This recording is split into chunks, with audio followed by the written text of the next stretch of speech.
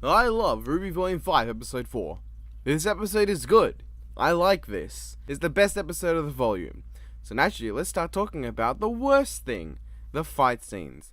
Keep in mind, I haven't seen other reviews from like Jake One Man Band or Mediocrity 4 on this episode yet, but I get the feeling we'll all have the same opinion on the fights. They suck. RWBY's fight with Oscar is bland. The only part I like was seeing pissed off RWBY giving Oscar a Big Show style punch. You win. But seeing Ozpin fight was lame. In fact, the best parts of this entire Ranger section include Ren giving us exposition and some of the expressions.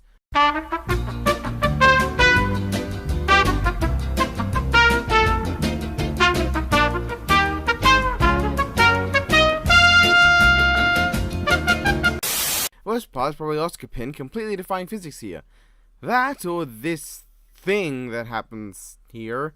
I mean, it looked good when Gamera did it to Godzilla, but seeing it here looks outright laughable. The idea that RWBY got knocked out and stunned by only a few attacks from a physically not so strong looking kid under her age is a bit jarring, but I'm sure there's some stupid theory about how Oscar has super strength or some shit like that. Also, now we can add Nora and RWBY to our list of characters whom we know the origins of their semblance. Nora says Ren can mask emotions, but really, he can just make people as monotone as his inner voice is. Now Ren, can I ask you a question? If semblances are now officially linked to personalities and vice versa, then how is Crow's a thing? Did he just feel like he was really unlucky as a kid? I mean, I'd buy that, but given how he is, I did say many don't see a connection at all. Bullshit! But the real part of this episode that's worth anything is Yang's stuff. Apart from her fight. This fight is boring, it's slow, and I feel like they could have taken this in two different, better directions.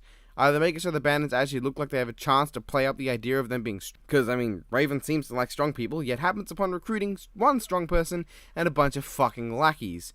Or they could have had a smash cut to Yang's victory, or that'll just have Yang Saitamaing them all to take up less time.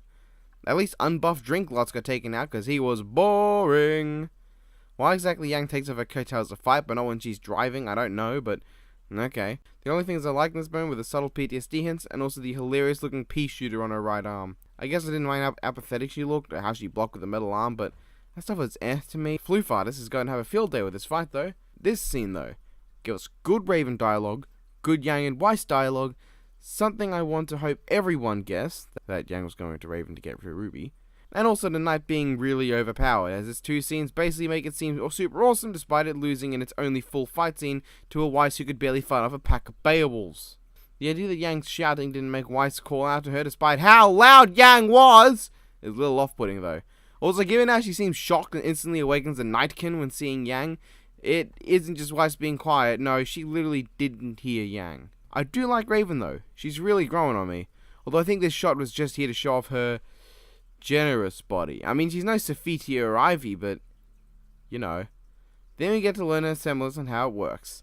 This and Crow's little moment in RWBY the Exposition episode make me wonder how the fucking bird shit works. Not gonna lie though, part of me was hoping that they'd have a fight scene that was gonna make up for the shitty 2 earlier, but I guess I was hoping too much because Vanal's AC/DC impression was fine as it is. So the episode ends. Raven is going to give us the Exposition episode 2.0 beta bitch, and we have an episode thankfully not tainted by Blake and her storyline. But, because I told him I'd give him a segment, here are the thoughts of Dameplay Logic on this episode. Alright, first thing I wanted to get out of the way, this is not only probably my favorite episode so far of Volume 5, but of the series in general. It does so many things right. So many things. First, let's talk about how Yang actually gets screen time this episode. Like, seriously, out of all this time, she finally gets her own episode, something Volume 4 didn't do.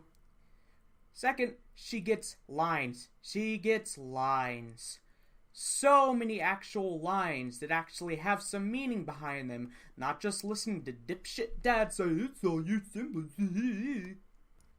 Speaking of semblance, her fighting is the same as it's always been. I don't want to hear people saying that, oh, she actually listened to her dad and she's not relying on her semblance.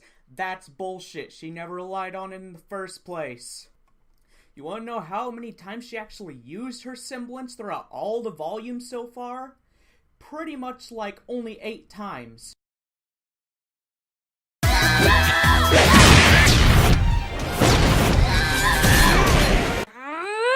I can't take it anymore! I'm so hungry!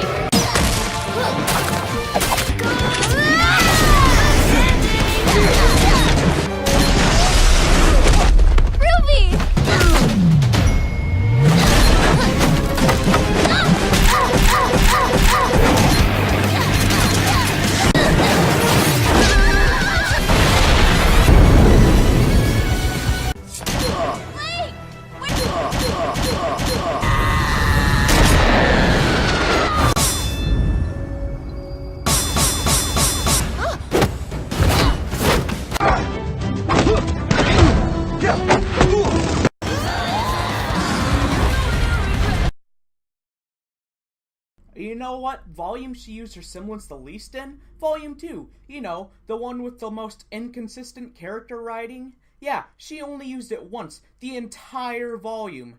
I can't say that's relying on your semblance, cause let's look at fucking RWBY and her bullshit shit in episode 1. But aside from Ty just being the worst dad in general, despite RT saying that he's the example of the best dad in the series, I don't know why, cause Gira seems to fit that bill pretty well in comparison.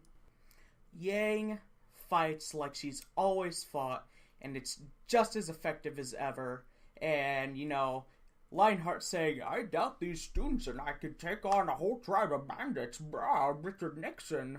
She just kind of comes in one episode and wipes out 1/10 of them without breaking a sweat. And then she has the gall to talk to her mother head first and say, nah, fuck you, help me. And is not even fazed by any of the bandits threatening her or her mom just saying that. Like, Yang is badass. That's pretty much all I wanted to say. She's badass as ever. She actually comes back. She didn't listen to Ty's bullshit, apparently. And that's a good thing, because otherwise she'd have been really fucked in the fighting style. So, that's just what I wanted to say. It's kind of a bit of a tizzy rant, but, you know, I love her so much. She's my favorite character. Also that hug! Hype man-child screaming. Couldn't take it. Episode was so good. By the way, fuck you, RWBY. You're gonna listen to an old man inside of a 12-year-old boy teaching you how to do hand-to-hand, but you can't fucking listen to your sister who's been there for you since, like, the beginning? Like, seriously. Grow the fuck up, kid. Yep. Bye, guys. On a side note, I fucking hate those shippers who ruin what is just a nice scene of legitimate friendliness by going on and on about fucking Yang and Weiss fucking. Can't we just let a single scene not be ruined by shippers? P.S. I mean like hardcore shippers, not casual ones or people who just do it as jokes because it's funny. I mean people who outright go, this is proof that they will fuck RWBY or some shit like that. It really pisses me off. On a side note, I do like this scene though. It's sweet.